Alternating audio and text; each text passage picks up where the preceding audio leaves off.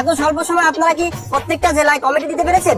যে আমরা বাংলাদেশের 64টা জেলার মধ্যেই কমিটি দিয়ে দিছি। শুধু জেলা না, উপজেলা, থানা, ইউনিয়ন, ওয়ার্ড, প্রত্যেকটা জায়গায় জায়গায় আমরা কমিটি গঠন করে দিয়েছি। কি বলেন, এত দ্রুত এত জেলায় আপনারা কমিটি দিয়েছেন? এত কর্মী কোথায় পেলেন?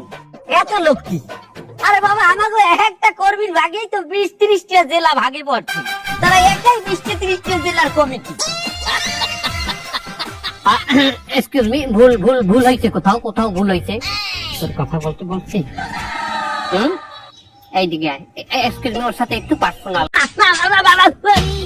যে আপনাদের শুনতে ভুল হয়েছে।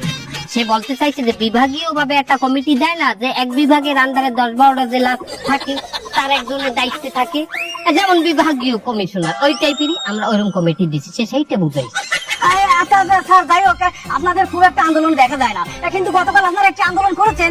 আপনাদের আন্দোলনের পিছনে সারিতে কিছু ভদ্র মহিলাদের দেখলাম। মা বোনেরা, হ্যাঁ, মা বোনেরা ছিল। মা বোনদের দেখলাম, যাদের কাছে আমি জিজ্ঞাসা করলাম যে আপনাদের দলের নামটা কি, কিন্তু পরিতাপের বিষয় তারা তাদের দলের নামটি বলতে পারেনি। এই মহিলারা আসলে এসেছে কোথা থেকে, আর তারা দলের নামটা কেন বলতে পারলো না? হেরা দলের নাম কইবে কি বলবে? এখন তো ভাড়া করছে। আরে বাবা, একটা ভুল বাবু এখানে হয়েছে। আমরা যখন ভাড়া করছি এ করে নাম মুখস্থ করাইনি। তবে সংগ্রামী বন্ধুগণ, আপনাদের মাঝে আমি কথা দিয়ে যাচ্ছি, দ্বিতীয়বার যখন মিছিল মিটিং এ মহিলাদের ভাড়া করবো, তাদেরকে আমরা নাম মুখস্থ করাইয়া ছাড়বো ইনশাআল্লাহ। নেতার মতো হইছি না বাবু? কথা কইতে তোরে